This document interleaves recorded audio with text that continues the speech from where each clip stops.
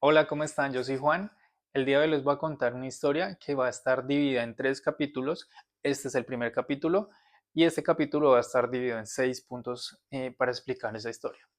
El primer punto es la opresión, el segundo es el llamado, el tercer punto es la queja, el cuarto es el sacrificio. El quinto punto es derribando ídolos y construyendo un altar. El sexto punto es la confirmación. Entonces, continuemos. Este primer punto es la opresión. El pueblo de Israel está oprimido por los madianitas a causa de su pecado. Eran extremadamente malos los madianitas, llegaban, los invadían, les robaban la comida, los animales, las cosechas, arrebataban todo, llegaban en miles de camellos. La Biblia habla de que no se podía ni siquiera contar la cantidad de camellos en los que llegaban, y también menciona que eran como langostas, eran literalmente como una plaga. Entonces llegaban, estaban siendo atacados por la plaga. ¿Y por qué estaban oprimidos por eso? Estaban siendo oprimidos por esto a causa de su pecado, porque Dios menciona que los sacó de Egipto y les dijo que no rindieran culto a los dioses de los amorreos, pero lo hicieron. A causa de esto estuvieron oprimidos por los madianitas por 7 años, y aquí viene el clamor de ellos al sentir toda esta opresión, buscando que Dios los rescatara de sus opresores, de sus enemigos. Dios viene a su rescate y manda a la persona que los va a liberar, pero en todo en medio de esa opresión se entiende que la opresión sencillamente es la consecuencia a causa de ese pecado, y como si ellos no hubieran sentido esa opresión, probablemente se hubieran entregado de una manera aún peor a su pecado si no hubieran experimentado esa opresión. Entonces, a causa de eso viene ese arrepentimiento y viene esa búsqueda genuina nuevamente por ayuda de Dios, del Dios verdadero. Esta es la primera parte en la que se resume esa opresión que estaban experimentando los israelitas.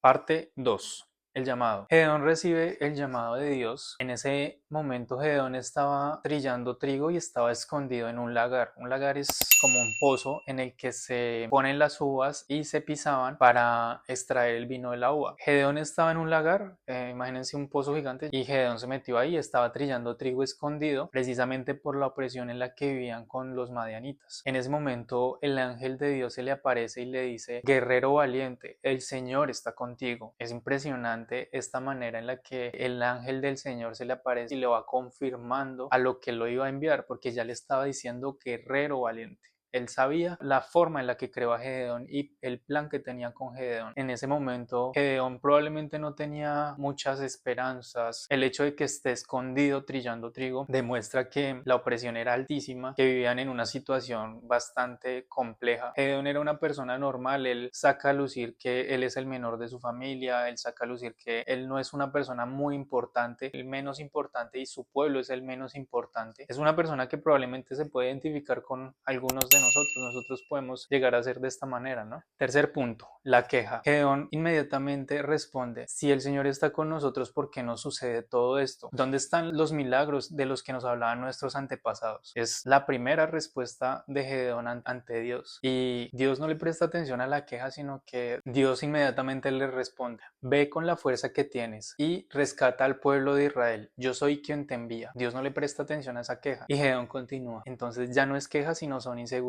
Y le empieza a decir: Señor, pero yo soy el de menor importancia en mi casa, yo soy del pueblo más pequeño. Sí, empieza a sacar todas estas cosas. Y luego la respuesta de Dios es: yo estaré contigo y destruirás a los madianitas como si estuvieras luchando contra un solo hombre. Es impresionante. En esta parte tenemos muestras de cómo Dios viene y nos habla, y hasta el momento ya le ha dado 3 promesas importantes a Gedeón en el solo llamado. En este punto es donde empezamos a considerar cuando Dios nos está llamando a algo, ¿estamos escuchando con atención las cosas que Dios nos está diciendo, o estamos empezando a impartir y a sacar nuestras inseguridades, a quejarnos, a poner delante primero todo lo malo y ahí sí a escuchar y a reflexionar acerca de lo que Dios nos está hablando? Cuarto, un sacrificio. Gedeón le responde luego de la tercera promesa que Dios le hace en ese llamado y le dice: si de verdad estás conmigo, muéstrame una señal para confirmar que en verdad estoy hablando con Dios. El ángel de Dios le responde: está bien, te voy a esperar aquí. Ve. Gedeón se fue, trae el sacrificio, lo preparó en su casa, asó el cabrito, preparó todo el sacrificio. Dios le dice que lo ponga sobre una piedra. Él pone el sacrificio sobre la piedra, brota fuego de la piedra que consume el sacrificio y se desaparece Dios. Entonces en ese momento Gedeón dice: voy a morir, entra en temor y le dice, Dios, no morirás, no tengas miedo. En ese momento Gedeón se da cuenta de que realmente sí está hablando con Dios. Y yo creo que toda esa parte de la queja y toda la parte de las inseguridades viene a resumirse en que pudo haberse evitado si hubiera hecho esta parte del sacrificio anticipadamente, ¿no? Entonces, si él tenía dudas de que estaba hablando realmente con Dios, él hubiera pedido de principio esto y no hubiera sacado la queja, pero pues nos suele suceder a todos. A mí me pasa un montón y precisamente les hablo en este video a causa de mi experiencia propia. Les estoy contando esta historia porque Dios me estaba hablando con esta historia. En ese momento el sacrificio hace que Gedeón se dé cuenta de que realmente sí está hablando con Dios. En su corazón de nuevo crece la fe, empieza a obedecer las ordenanzas que Dios les estaba dando para que pudiera liberar al pueblo de Israel. Ya no viene con argumentos a decirle a Dios como Dios, pero entonces, ¿qué vamos a hacer? En ese momento él ya se dio cuenta de que realmente Dios lo estaba orientando a liberar el pueblo de Israel, y en ese momento es cuando él recibe esa confirmación de Dios y de verdad llena su corazón de fe y se levanta para hacer y cumplir la voluntad de Dios. Quinto, derribando ídolos y construyendo un altar. En este punto Dios le pide a Gedeón que derribe los ídolos, los lugares y los altares que se habían construido esos ídolos, y que construya un altar para Dios y que haga un sacrificio en ese lugar. Gedeón toma 10 de sus hombres, pero como tenía miedo, va y derriba estos ídolos y sigue las instrucciones de Dios, pero lo hace durante la noche porque tenía temor de las represalias que pudieran tomar las personas e incluso de las personas de su casa. Luego de esto, Gedeón hace todo el sacrificio, las personas se encuentran con el altar, ¿no? Se dan cuenta de que estaban los restos del animal que había sido sacrificado y empiezan a buscar al responsable. Luego saben que fue Gedeón y van a la casa de Joás, el padre de Gedeón, a buscar. En ese momento sale Joás a defenderlo y dice que si su Dios es real, entonces que se defienda a sí mismo. Si alguien va a defender al Dios, entonces que sufra las consecuencias. Entonces todos se van, ¿no? Y aquí es donde nos damos cuenta de cómo Gedeón contaba con el respaldo de Dios y de cómo probablemente en el peor de los casos, si no contara con el respaldo de Dios, estuviera implicado que probablemente lo hubieran matado, lo hubieran arrestado, en fin, o sea, hubieran podido pasarle mil cosas, pero como Gedeón contaba con la ayuda de Dios y como hizo lo que Dios le mandó, Dios lo defendió. Su padre Joás fue crucial en esto porque las cosas que le dice a las personas que vinieron a buscar a Gedeón son cruciales, ¿no? Yo creo que guiadas por Dios, y precisamente esto es lo que hace que Gedeón no sufra ninguna de estas cosas. Obviamente no digo que Joás lo rescató, sino que haber hecho la voluntad de Dios implicó que aún él teniendo temor de los de su propia casa, Joás era de su propia casa, él fue respaldado por los de su propia casa, por su padre. Aunque nosotros no podamos ver las situaciones y las cosas que hay detrás de todo esto, es ver cómo Dios nos cuida y nos protege cuando hacemos y cumplimos con su voluntad. Tener el respaldo de Dios es tenerlo todo. Gedeón en ese momento recibe las instrucciones y al hacer esto, probablemente él no se dio cuenta de todo lo que pudo haber ocurrido, no dimensionó las cosas que pudieron haber ocurrido, o sí las dimensionó, no lo menciona exactamente en la Biblia porque pudieron haberlo matado, pero contaba con el favor de Dios y esto lo ayudó a que no ocurriera nada malo. Adicional, también es darnos cuenta de que cuando hacemos las cosas que Dios nos ordena, no importa quién se nos quiera venir a enfrentar, Dios está con nosotros, y en esos momentos es que nos damos cuenta que tenemos seguridad y tenemos la victoria porque el que nos ha mandado ha venido a cuidarnos, ha venido a respaldarnos. Sabemos que Dios va delante de nosotros a las cosas que Él nos envía a hacer. Sexto, una confirmación, una más.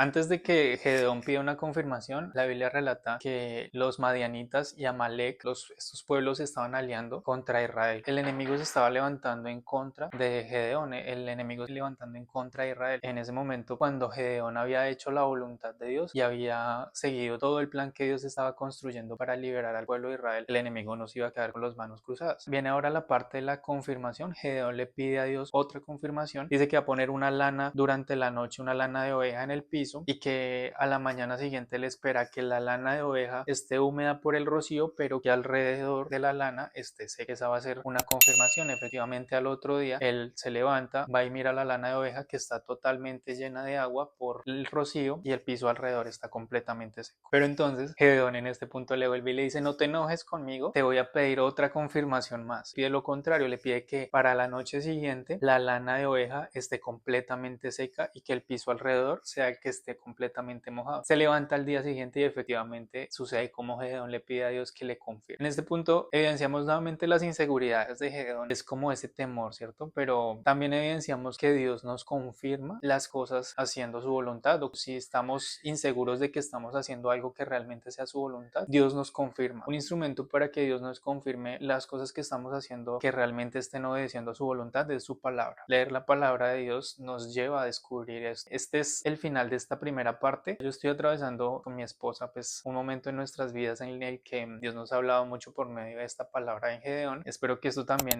sea un mensaje que para ustedes sea muy valioso. Sé que Dios está hablándonos en todo momento por medio de su palabra, entonces los invito a que escudriñen su palabra. Esta parte que mencionamos hoy está en Jueces 6, es todo el capítulo 6, para que estudien a profundidad todo esto, para que nos dejen en los comentarios todas estas cosas que ustedes crean que también me faltó por mencionar e interactuemos de acuerdo a lo que Dios les vaya mostrando. Todo esto que se está construyendo acá es parte de lo que atravesamos en nuestras vidas. Dios nos habla por medio de esta palabra, nos lleva a vivir una vida de una manera diferente, que experimentemos la presencia de Dios de una manera distinta, darnos cuenta de que si estamos en opresión, Dios nos está llamando, que si Dios nos está llamando, que evitemos quejarnos y sacar a flote todas nuestras inseguridades, que saquemos en vez de eso, que hagamos un sacrificio para Dios, que levantemos un sacrificio para Dios, una alabanza, de esa manera que agrademos a Dios, rompamos con todos esos ídolos que tenemos en nuestras vidas, como el pecado, como los ídolos del mundo o como los ídolos que podamos construir de las personas, en fin, los ídolos son muchos. Cortemos de raíz esos ídolos, hagamos un altar para Dios, que rindamos en sacrificio eso que Dios nos está pidiendo que rindamos en sacrificio nuestras vidas, que alabemos a Dios con nuestras vidas y que nuestras vidas sean un sacrificio vivo y agradable para Dios. Como Gedeón lo volvió a hacer y le pidió confirmación nuevamente a Dios de que si estaba realmente con él, es que le pidan confirmación a Dios en esas situaciones en las que están viviendo y realmente Dios está con ustedes, que les muestre qué cosas aún necesitan ser quitadas de sus vidas o qué ídolos aún necesitan ser quitados de sus vidas. Bueno, algo que probablemente pueda ocurrir es que sus enemigos se van a levantar en su contra. Aquí se va a tener la victoria porque Dios está con ustedes y esto va a ser para la gloria de Dios. Todo lo que ustedes vivan en sus vidas y todas las cosas que pasen en sus vidas van a ser para la gloria de Dios. Ese es el mayor privilegio que tenemos en nuestras vidas, vivir en este mundo para agradar a Dios y ser alabanza para Dios. Gracias por ver este video. Déjenme en los comentarios cualquier cosa que les haya parecido interesante. Denle like a este video, suscríbanse. Gracias. Adiós.